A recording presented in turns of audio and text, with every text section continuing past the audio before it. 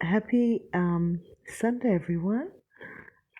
Dolly is. Oh, there she is. We're just trying to see if she'll have a little bit of tuna. She smelt it, obviously, and she's curious, but she has not had it before. So let's see what happens. Hey, Dolly. Birdie num nums.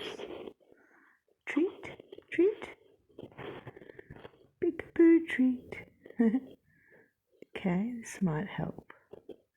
Spoon might be distracting her because we do usually hand feed her special treats. Okay, so let's see. Ooh, she's like, alrighty then, that's good. So maybe I can give you this spoon. There you go. Dolly likes tuna. It's got to be good for you. There's a big chunk there. Oh, one of my hairs. Oops. Like I said, she's had some fruit. Can you try it on the spoon? Yeah, the spoon might be, because we've never really done that before. We usually just hand feed her or put her things in a bowl. But, so we have a yes for the tuna. I thought it'd be okay, no worries at all.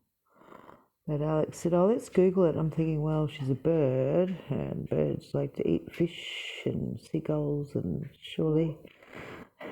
And it's tuna in, what's it called? Spring water. So it's all safe that way as well. So, yep, Dolly enjoying her very first bit of tuna.